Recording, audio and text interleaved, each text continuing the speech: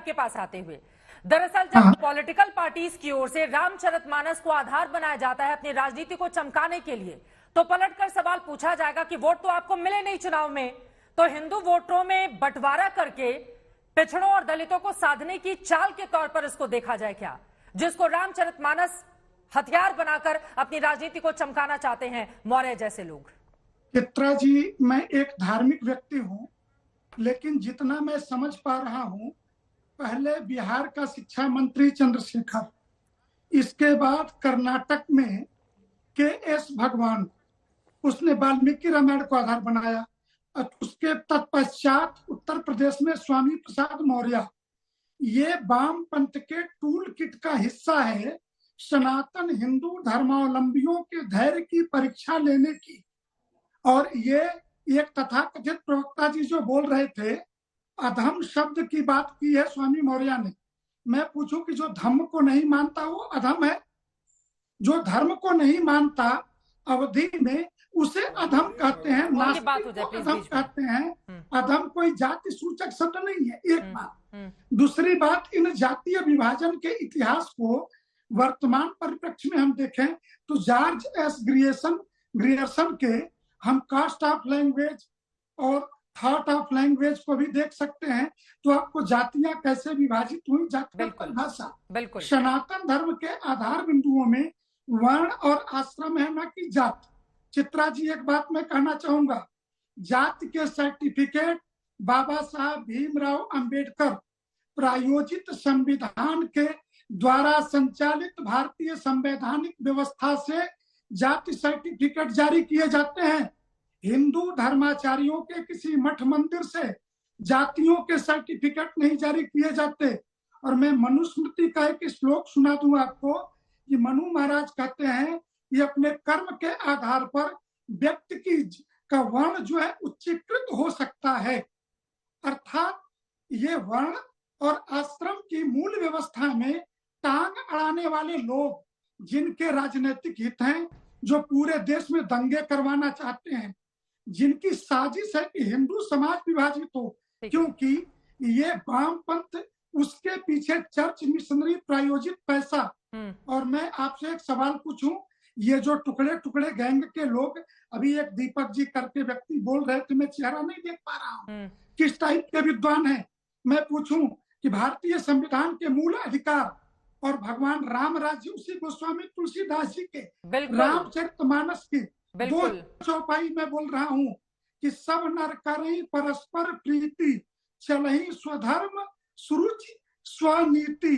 क्या धर्म स्वतंत्रता के अधिकार का द्योतक नहीं है, अथवा समानता का अधिकार जो रामचरितमानस में राम राज्य में गोस्वामी जी बता रहे हैं कि राजघाट सब विधि सुंदर वर, मज्जहि वरण जहां चारों नर। भगवान राम के बारे में वाल्मीकि जी से जब पूछा गया तो वाल्मीकि जी कहते हैं कि रामो विग्रहवान धर्म, भगवान राम धर्म के विग्रहवान स्वरूप हैं। उस राम के ऊपर लिखी रामचरितमानस को आधार बना करके आज बौद्ध मतावलंबी भीमचरितमानस भी लिख रहे हैं। हमें आपत्ति नहीं है, वो अन्यों के भी चरित्र पर मानस लिखे जा सकते हैं। लेकिन मैं एक बात कहूंगा कि गोस्वामी तुलसीदास जी जन कवि हैं, और उस जन कवि ने भाषा निबंध मंजुल मातमोती के रूप में सारे पुराण, नाना पुराण निगमागत सम्मत यत को एक जगह लाया। चित्रा जी, एक जगह ला करके गोस्वामी जी ने एक बड़ी बात कही। गोस्वामी जी रावण का भी संवाद लिख रहे हैं, बिल्कुल। गोस्वामी जी समुद्र का संवाद लिख रहे हैं, और यह संवाद समुद्र के मुख से बोला गया। छापा खाना तो चलता नहीं था, और भगवान कि छपता गया और लोगों के हाथों में पहुंचता गया। जिस समय तुलसीदास जी ने ये लिखा था, उस समय कोई छापा खाना तो चलता नहीं था। अलग अलग जगहों पर अलग अलग प्रतियां मिली, उसको जोड़कर फिर जो मूल रामचरितमानस है वो हमारे हाथ में है। लेकिन इस तरह से अपनी राजनीति को चमकाने के लिए सीधे मृत्युंजय तिवारी जी, अब शुरुआत तो बिहार से ही हुई है, शुरुआत तो बिहार से हुई है ना मृत्युंजय तिवारी जी। अब रामचरितमानस पर धुआं वहीं से उठाना, जिसके बाद अब इसका दायरा बढ़ता हुआ चला जा रहा है। क्या हासिल होगा इससे? फूट डालो, राज करो, क्या मिलेगा इससे? चित्रा जी, हम तो देखिए चित्रा जी, हम तो उन लोगों में से है जो कहते हैं सिया राम मैं सब जग जानी, करहु प्रणाम जोरी जुग पानी।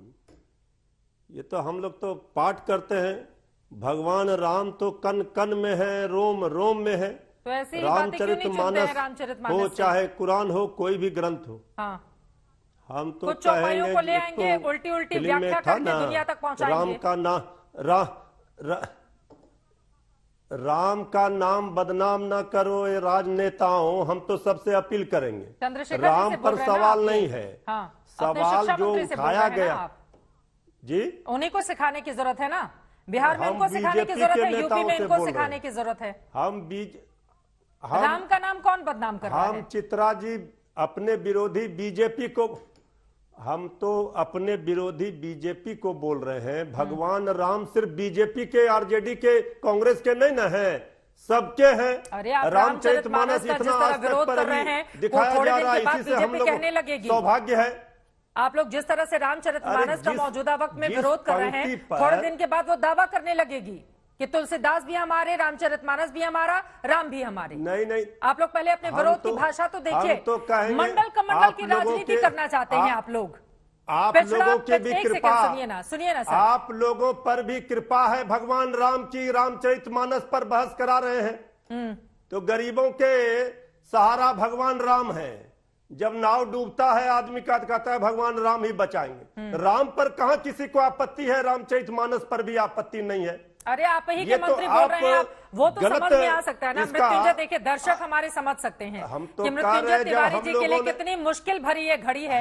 जो राम को मान रहा है, रामचरितमानस को मान रहा है, उसको अपने शिक्षा मंत्री को डिफेंड करने के लिए यहाँ पर बैठना पड़ रहा है। आपकी जो मुश्किलें हैं ना, उसको समझा जा सकता है मृत्युंजय तिवारी जी। हमारा और आपकी मुस्कुराहट के पीछे का दर्द भी समझा जा सकता है। कोई मुश्किल नहीं है। हाँ। हमारे शिक्षा मंत्री जी ने जो पंक्ति पर आपत्ति की है, उस पंक्ति का कोई समर्थन करके दिखा दे। हैं वो आधा अधूरी पंक्ति पढ़कर लोगों को भ्रम के जाल में डालने की कोशिश करते हैं। सीधे में सत्यप्रकाश मिश्रा जी आपके पास आते हुए। ठीक है सर।